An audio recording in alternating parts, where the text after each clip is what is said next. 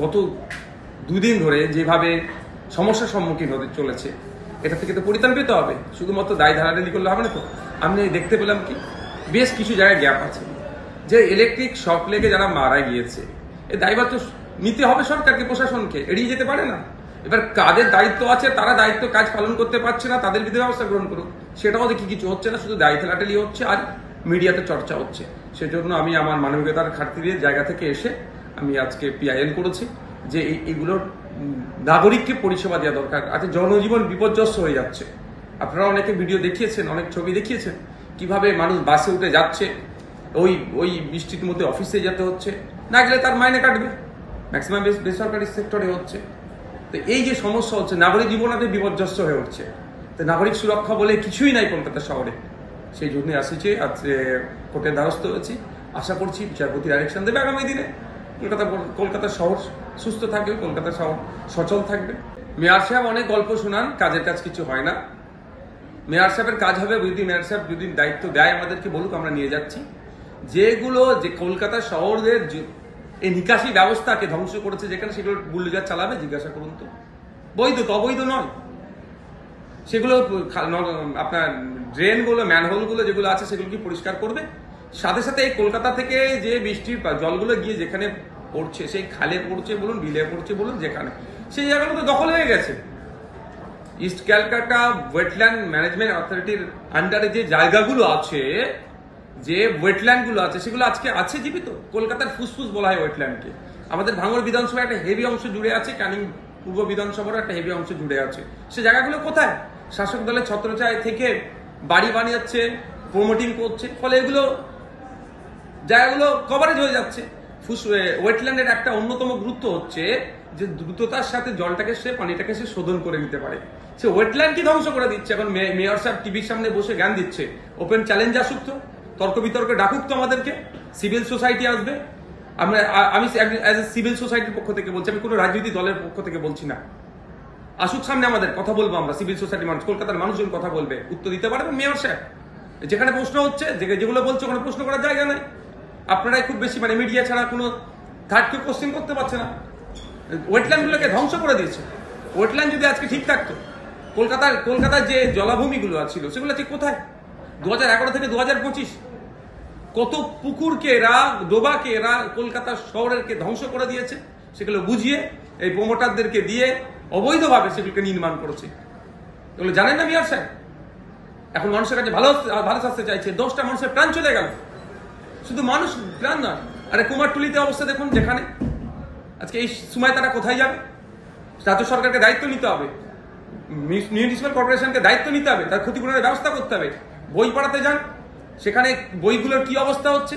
ছোট ছোট আজকে শারদোৎসব আসতে চলেছে, মরশুম শুরু হয়ে গেছে। যে ফুটপাতে যারা বিক্রি করেন, তাদের মাল যেখানে রাখে সেগুলো সব আজকে বৃষ্টির জল গিয়ে সেখানে সব নষ্ট হয়ে গিয়েছে। এই দায়ভার নিতে হবে। এই দায়ভার থেকে এড়িয়ে যাওয়ার জন্য এই ধরনের গল্প শোনাচ্ছে।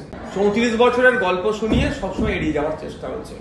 এই 34 বছরের গল্প শুনিয়েছে, কিন্তু 14 বছর ধরে শিক্ষা, স্বাস্থ্য, গণপরিবহনের মতো গুরুত্বপূর্ণ বিষয়গুলোকে পুরো ধ্বংস করে দিয়েছে। আজকে সরকারি বাস কোথায়? গতকালকে বিশেষ করে বেশি বাস নামানো দরকার ছিল, তার পরিবর্তে বাস দেখা পাচ্ছিল না। ফলে আমরা দেখেছি, আপনারাই অনেকে দেখিয়েছেন ভিডিও, তার মাধ্যমে আমরা জানতে পেরেছি যে আপনার বাসে অত্যাধিক ভিড়। একটি বাস দাঁড়িয়ে আছে, তার পাশ দিয়ে যেতে যাচ্ছিল, বাসের দরজার কাছে ঝুলছিল, প্রাণহানির সংখ্যা ছিল। ভাগ্যক্রমে প্রাণে বেঁচেছে। সরকারের এই ব্যর্থতাগুলোকে নিয়ে চর্চা হচ্ছে না। যখন এই কথা হচ্ছে, সেই 34 বছরের গল্প শোনাচ্ছে। এগুলো বন্ধ করা দরকার, এইগুলো থেকে নিস্তার পাওয়া দরকার।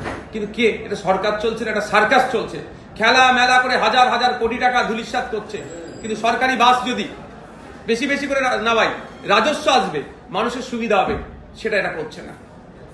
আর একটা কথা, শুধু প্রাকৃতিক দুর্যোগ আমি বিশ্বাস করবো না। এর কথায় প্রাকৃতিক দুর্যোগের সাথে সাথে সরকারের দুর্যোগ করেছে, সরকারেরও ব্যর্থতা আছে। আমি একজন বাংলার নাগরিক হিসাবে আমার স্বাধীন চেতা আছে, আমার স্বাধীন চিন্তা ভাবনা থেকে দাঁড়িয়ে বলছি, যেমন প্রাকৃতিক দুর্যোগ হয়েছে, বৃষ্টি হয়েছে, তার সাথে সাথে সরকারের ব্যর্থতার জন্য গতকাল বা পরশুদিন রাত থেকে গতকাল পর্যন্ত, আজকে পর্যন্ত যে সমস্যার সম্মুখীন হতে হচ্ছে নাগরিককে, এর দায় সরকার এড়িয়ে যেতে পারে না। গত দুদিন ধরে যেভাবে সমস্যার সম্মুখীন হতে চলেছে, এটা থেকে তো পরিত্রাণ পেতে হবে, শুধুমাত্র দায় ধারাদারি করলে হবে না তো। আমি দেখতে পেলাম কি বেশ কিছু জায়গায় গ্যাপ আছে, যে ইলেকট্রিক শক লেগে যারা মারা গিয়েছে এই দায়ভার তো নিতে হবে সরকারকে, প্রশাসনকে, এড়িয়ে যেতে পারে না। এবার কাদের দায়িত্ব আছে, তারা দায়িত্ব কাজ পালন করতে পারছে না, তাদের বিরুদ্ধে ব্যবস্থা গ্রহণ করুক। সেটাও দেখি কিছু হচ্ছে না, শুধু দায় ঠেলাঠেলি হচ্ছে আর মিডিয়াতে চর্চা হচ্ছে। সেজন্য আমি আমার মানবিকতার খাতিরের জায়গা থেকে এসে আমি আজকে পিআইএল করেছি যে এইগুলোর নাগরিককে পরিষেবা দেওয়া দরকার। আজকে জনজীবন বিপর্যস্ত হয়ে যাচ্ছে। আপনারা অনেকে ভিডিও দেখিয়েছেন, অনেক ছবি দেখিয়েছেন, কিভাবে মানুষ বাসে উঠে যাচ্ছে, ওই বৃষ্টির মধ্যে অফিসে যেতে হচ্ছে, না গেলে তার মাইনে কাটবে। ম্যাক্সিমাম বেসরকারি সেক্টরে হচ্ছে। তো এই যে সমস্যা হচ্ছে, নাগরিক জীবন বিপর্যস্ত হয়ে উঠছে। তো নাগরিক সুরক্ষা বলে কিছুই নাই কলকাতা শহরে।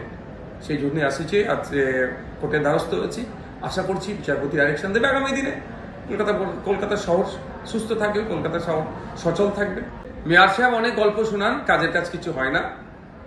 মেয়র সাহেবের কাজ হবে, যদি মেয়র সাহেব যদি দায়িত্ব দেয় আমাদেরকে বলুক, আমরা নিয়ে যাচ্ছি। যেগুলো যে কলকাতা শহরের এই নিকাশি ব্যবস্থাকে ধ্বংস করেছে, যেখানে সেগুলো বুলডোজার চালাবে, জিজ্ঞাসা করুন তো। বৈধ তো অবৈধ নয় সেগুলো। আপনার ড্রেনগুলো, ম্যানহোলগুলো যেগুলো আছে সেগুলো কি পরিষ্কার করবে? সাথে সাথে এই কলকাতা থেকে যে বৃষ্টির জলগুলো গিয়ে যেখানে পড়ছে, সেই খালে পড়ছে বলুন, বিলে পড়ছে বলুন, যেখানে সেই জায়গাগুলো তো দখল হয়ে গেছে।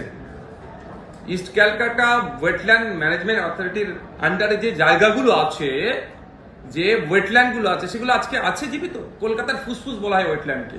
আমাদের ভাঙড় বিধানসভায় একটা হেভি অংশ জুড়ে আছে, ক্যানিং পূর্ব বিধানসভার একটা হেভি অংশ জুড়ে আছে। সে জায়গাগুলো কোথায়? শাসক দলের ছত্রছায়া থেকে বাড়ি বানিয়েছে, প্রমোটিং করছে, ফলে এগুলো জায়গাগুলো কভারেজ হয়ে যাচ্ছে।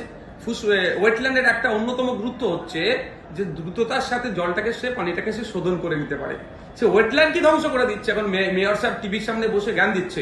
ওপেন চ্যালেঞ্জ আসুক তো, তর্ক বিতর্কে ডাকুক তো আমাদেরকে। সিভিল সোসাইটি আসবে। আমি অ্যাজ এ সিভিল সোসাইটির পক্ষ থেকে বলছি, আমি কোনো রাজনৈতিক দলের পক্ষ থেকে বলছি না। আসুক সামনে, আমাদের কথা বলবো আমরা, সিভিল সোসাইটির মানুষ, কলকাতার মানুষজন কথা বলবে, উত্তর দিতে পারবে মেয়র সাহেব। যেখানে প্রশ্ন হচ্ছে, যেগুলো বলছে ওখানে প্রশ্ন করার জায়গা নাই। আপনারাই খুব বেশি, মিডিয়া ছাড়া কোনো থার্ড কেউ কোশ্চেন করতে পারছে না। ওয়েটল্যান্ডগুলোকে ধ্বংস করে দিয়েছে।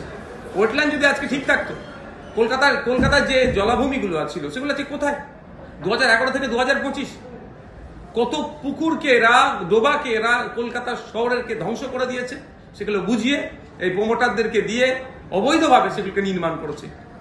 এগুলো জানেন না মেয়র সাহেব? এখন মানুষের কাছে ভালো শাস্তি চাইছে। 10টা মানুষের প্রাণ চলে গেল।